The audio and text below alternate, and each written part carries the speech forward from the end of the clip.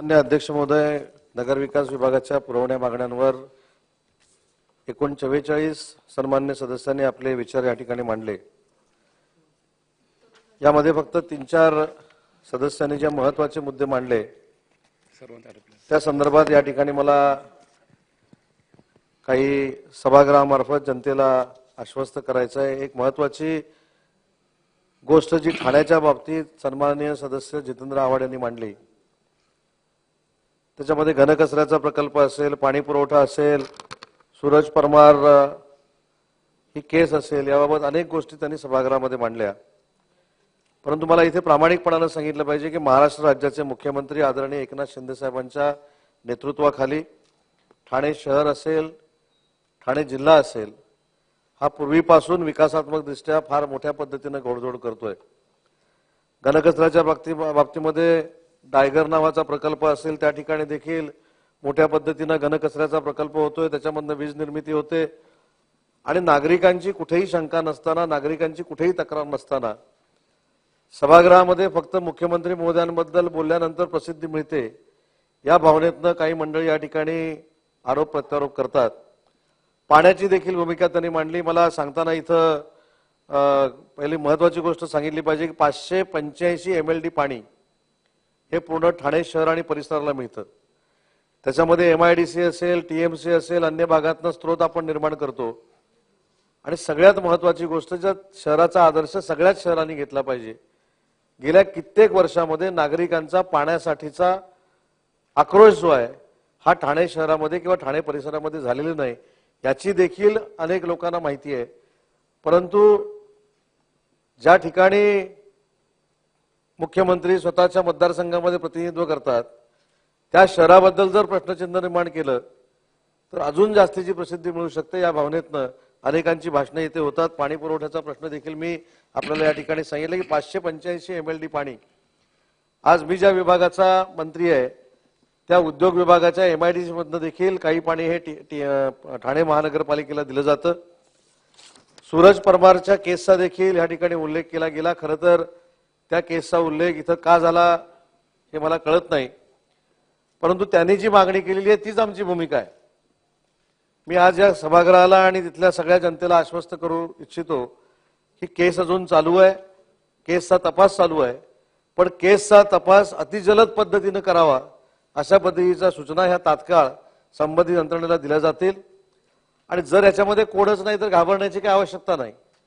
केस चालू आहे, त्याचा उल्लेख इथं झालेला आहे, त्याच्यावर आता तपास देखील जोरदार पद्धतीने सुरू होईल आणि त्याच्यामध्ये जे कोण गिल्टी असतील त्याचे दूध का दूध पाणी का पाणी होईल। त्याच्यामध्ये कोणाला शंका व्यक्त करण्याची आवश्यकता नाही किंवा त्याच्यावर प्रश्नचिन्ह करण्याची आवश्यकता नाही।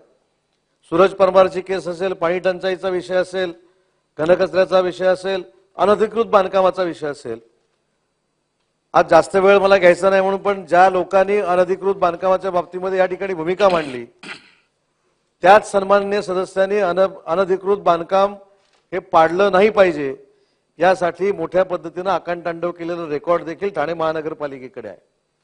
एखादा अधिकारी स्वतःच्या मर्जीतला आणायचा, त्यानं जर स्वतःचं ऐकलं नाही, त्याच्यावर बिनसलं तर त्याच्यावर वाटेल ते आरोप करायचे आणि त्याची पुन्हा बदली करायची। का तर अनधिकृत बांधकामाचं समर्थन तो करत नाही म्हणून।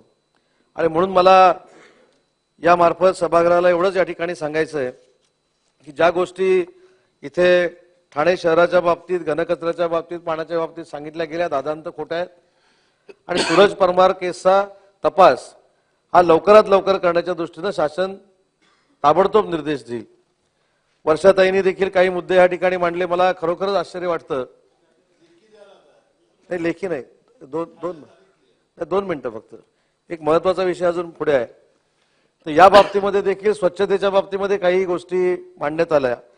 काही लोकांनी सांगितले की समुद्रकिनारी जाऊन ट्रॅक्टर CM साहेबांनी चालवला, परंतु मला एक महत्त्वाची गोष्ट सांगितली पाहिजे की आधुनिक मशिनरी कशी असते, त्याच्यावर पर्यावरणाचे समतोल कसा राखला जातो हे दुर्दैवानं माझी पर्यावरण मंत्र्यांना अजून माहिती नाही। हे महाराष्ट्राचं दुर्दैव आहे आणि म्हणून कायमस्वरूपी एकनाथ शिंदे साहेबांवर टीका करायची हा काही लोकांचा धंदा बनलेला आहे। आणि म्हणून पर्यावरणाच्या दृष्टीने स्वच्छता करणं, स्वतः नाल्यामध्ये उतरून सफाई करणं हे पहिल्यांदा महाराष्ट्राला ज्या मुख्यमंत्र्यांनी दाखवलं त्यांचं नाव हे एकनाथ शिंदे आहे, याची देखील विरोधकांनी नोंद घेतली पाहिजे. योगेश सागर साहेबांनी एक महत्वाचा मुद्दा या ठिकाणी मांडला आणि तो म्हणजे महानगरपालिका, मुंबई महानगरपालिका जी आहे याची तपास यंत्रणेमार्फत 25 वर्षापूर्वीपासूनचं ऑडिट करावं, अशा पद्धतीची त्यांनी या ठिकाणी मागणी केलेली आहे. आणि म्हणून मी या ठिकाणी जाहीर करतो की प्लॅनिंग SES, त्याच्यानंतर नगर विकास एक, त्याचे प्रधान सचिव आणि डायरेक्टर फायनान्स ऑडिट या 3 लोकांची समिती तातडीनं नेमली जाईल. 25 वर्षाच्या पूर्ण महानगरपालिकेच्या आर्थिक कारभाराची चौकशी केली जाईल आणि पुढच्या अधिवेशनामध्ये व्हाईट पेपर म्हणजे श्वेतपत्रिका काढली जाईल, हे देखील मुंबईकरांना मी आश्वस्त करतो.